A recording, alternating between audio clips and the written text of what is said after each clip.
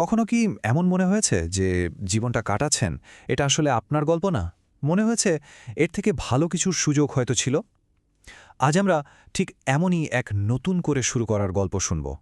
এক নতুন সূচনার গল্প। এই কথাটা কি খুব চেনা লাগছে? আচ্ছা, এটা হয়তো অনেকেরই মনের কথা।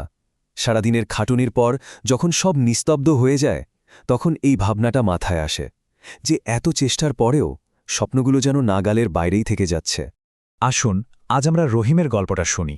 রহিম আমাদের মতোই সাধারণ এক মানুষ। তারও কিছু স্বপ্ন আছে। পরিবারকে একটু ভালো রাখা, একটুখানি স্বস্তি, এটুকুই তো চাওয়া। কিন্তু বাস্তবতা আর স্বপ্নের মাঝখানে যেন একটা বিশাল দেয়াল। চলুন, রহিমের দিনটা কেমন কাটে একটু কাছ থেকে দেখি। ওই যে একটা 9 to 5 এর জীবন, যা আসলে 9টা থেকে শুরু হয়ে কখন শেষ হয় তার কোনো ঠিক নেই। একটা অদ্ভুত চক্রের মধ্যে যেন সে আটকে গেছে। রহিমের জীবনটা যেন একটা রুটিনে বাঁধা। ভোরে অ্যালার্মের কর্কশ শব্দে ঘুম ভাঙে, তারপর শুরু হয় দৌড়। বাসের ভিড় ঠেলে অফিস, বসের চাপ, ফাইলের স্তূপ, সব সামলে যখন ক্লান্ত হয়ে বাড়ি ফেরে, তখন রাত নেমে গেছে। নিজের জন্য, পরিবারের জন্য কোনো সময় বা শক্তি কিছুই আর বাকি থাকে না। পরের দিন আবার সেই একই শুরু। একটা সময় আসে যখন মানুষ টের পায় যে শুধু কঠোর পরিশ্রম করলেই সবকিছু পাওয়া যায় না। রহিমের জীবনেও সেই মুহূর্তটা এলো। সে বুঝতে পারছিল তার পরিশ্রম আর স্বপ্নের মধ্যে দূরত্বটা কমার বদলে দিন দিন বেড়েই চলেছে। দেখুন, রহিমের মাসিক আয় ছিল সাকুল্যে 15,000 টাকা। এই শহরে এই টাকায় টিকে থাকাটা যে কতটা কঠিন তা আমরা সবাই কম বেশি জানি। আর তার খরচ, ভারী ভাড়া, খাওয়া দাওয়া, যাতায়াত, সব মিলিয়ে মাস শেষে খরচ গিয়ে দাঁড়াতো প্রায় 14,500 টাকা। তার মানে হাতে থাকতো মাত্র 500 টাকা। এই টাকা দিয়ে স্বপ্ন দেখা তো দূরার কথা, হঠাৎ কোনো বিপদ এলেও সামলানোর উপায় ছিল না। আর ঠিক এমনই একটা সময়ে পরিবারে হঠাৎ করে বেশ কিছু টাকার দরকার পড়ল। রহিম একেবারে দিশেহারা হয়ে গেল। কোথায় পাবে এত টাকা? সেই রাতের অসহায়ত্বই তাকে বুঝিয়ে দিল এভাবে আর চলতে পারে না। কিছু একটা তো করতেই হবে। বলে না, যখন সব রাস্তা বন্ধ মনে হয় তখন ঈশ্বর কোনো না কোনো একটা জানালা খুলে দেন। রহিমের জীবনেও তাই হল। হঠাৎই একদিন দেখা হয়ে গেল তার অনেক পুরনো এক বন্ধুর সাথে। বন্ধুর সাথে কথা বলে রহিম অবাক হয়ে গেল।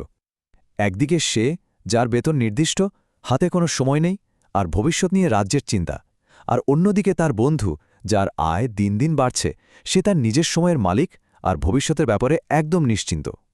এই পার্থক্যটাই রহিমকে ভাবিয়ে তুলিয়েও। বন্ধুর কাছেই রহিম একটা নতুন ধরনের কাজের কথা জানতে পারল। এমন একটা সিস্টেম যা তার চেনা জানা কোনো চাকরির মতো নয়। রহিমের সামনে যেন একটা নতুন সম্ভাবনার দরজা খুলে গেল। সিস্টেমটার মূল ধারণাটা ছিল খুবই সহজ কিন্তু দারুণ শক্তিশালী। এক বিশ্ব, এক বাজার। এর মানে হল আপনার ব্যবসা কোনো একটা এলাকা বা দেশের মধ্যে সীমাবদ্ধ থাকবে না।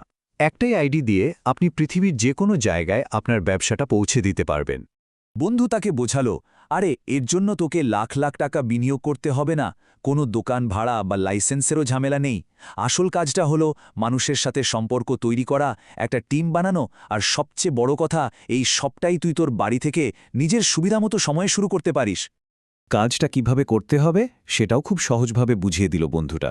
প্রথমে এই গ্লোবাল সিস্টেমে যোগ দিতে হবে, তারপর যে পণ্যগুলো নিজের ভালো লাগে সেগুলো ব্যবহার করতে হবে এবং সেই অভিজ্ঞতাটাই অন্যদের সাথে শেয়ার করতে হবে। এখন তো ফেসবুকের যুগ, অনলাইনেই মানুষের সাথে যোগাযোগ করা যায়, আর এভাবেই ধীরে ধীরে নিজের একটা টিম তৈরি হয়ে যায়। ব্যাস এটুকুই। রহিমের কাছে সবকিছু পরিষ্কার হয়ে গেল। সে আর এক মুহূর্ত দেরি করল না। নিজের চাকরির পাশাপাশি অল্প অল্প করে নতুন এই পথে হাঁটা শুরু করল। এটাই ছিল তার ঘুরে দাঁড়ানোর শুরু। দেখুন, চমৎকার কিন্তু রাতারাতি হয়নি। ধৈর্য আর পরিশ্রমের ফল পেতে একটু সময় লেগেছে। প্রথম কয়েক মাস পর তার অতিরিক্ত আয় শুরু হলো। তারপর ধীরে ধীরে সেটা বাড়তে থাকল। 1 বছরের মাথায় সে তার চাকরির বেতনের থেকেও বেশি আয় করতে শুরু করল এই নতুন সিস্টেম থেকে। কিন্তু আসল লাভটা শুধু টাকার অঙ্কে ছিল না। রহিম তার জীবনের সবচেয়ে দামি জিনিসটা ফিরে পাচ্ছিল, সেটা হলো তার নিজের সময়। এখন আর তাকে ঘড়ির কাঁটার সাথে দৌড়াতে হয় না। সে তার নিজের জীবনের নিয়ন্ত্রণ ফিরে পেয়েছিল। রহিমের গল্পটা তো এখানেই শেষ নয়, বরং এখান থেকেই তার নতুন জীবনের শুরু। তার এই গল্পটা আসলে আমাদের এটাই মনে করিয়ে দেয় যে পরিস্থিতি যতই কঠিন হোক না কেন, একটা সঠিক সিদ্ধান্ত আর ছোট্ট একটা পদক্ষেপই জীবনকে বদলে দেওয়ার জন্য যথেষ্ট। এখন প্রশ্ন হল, আপনার গল্পের পরের অধ্যায়টা কেমন হবে? সেই গল্পটা লেখার কলম কিন্তু আপনারই হাতে। একবার ভেবে দেখবেন কি